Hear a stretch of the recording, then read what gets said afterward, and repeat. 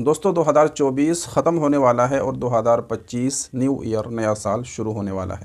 اب جیسے ہی نیا سال شروع ہوتا ہے تو ہمارے بہت سارے مسلمان بہن بھائی سیلیبریشن کرتے ہیں، نئے سال کا جشن مناتے ہیں، ڈانس کرتے ہیں، پارٹی کرتے ہیں۔ تو دیکھیے، یاد رکھیے کہ اسلام کے اندر نیا سال منانا یہ بالکل بھی کہیں سے ثابت نہیں ہے، اور اسلام سے اس کا دور دور تک کوئی بھی تعلق نہیں ہے۔ ایک ایمان والے کو اس سے بچنا چاہیے، پرہیز کرنا چاہیے۔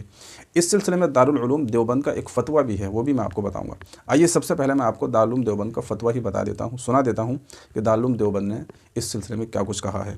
جواب دیتے ہیں، کسی تاریخی، مذہبی یا قومی اہم واقعے کی وجہ سے اس دن کو بطور یادگار منانا اسلام میں نہیں ہے۔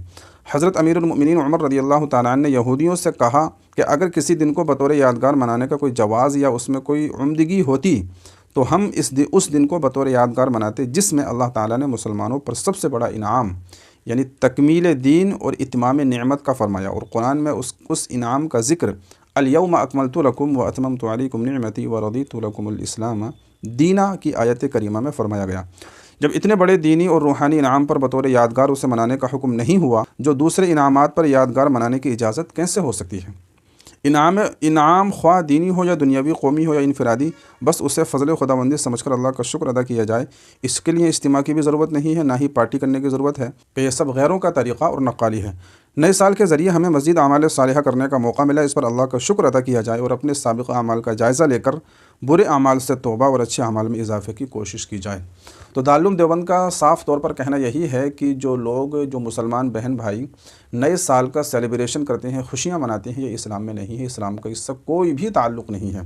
اگر اسلام کے اندر خوشی منانا ہوتا تو جس دن ہمارا دین مکمل ہوا، جس کو قرآن میں کہا گیا ہے الیوم اکملت لکم دینکم و اتممت علیکم نعمتی، اللہ تعالیٰ کا فرمان ہے کہ آج میں نے تم پر تمہارے دین کو مکمل کر دیا۔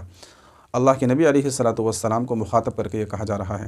تو جس دن ہمارا دین مکمل ہوا، قرآن مکمل ہوا، وہ دن سب سے بڑا ہونا چاہیے تھا۔ اس دن کو خوشی ہونی چاہیے تھی، یا اس دن کو سیلیبریشن کے طور پر ہمیں منانا چاہیے تھا، لیکن ایسا اسلام کے اندر کچھ بھی نہیں ہے۔ تو جب اتنے بڑے دن کو ہم نہیں مناتے تو پھر یہ نئے سال کے موقع پر جشن منانا، سیلیبریشن کرنا، خوشی منانا، اس کا تو اسلام سے پھر کوئی بھی تعلق نہیں ہو سکتا۔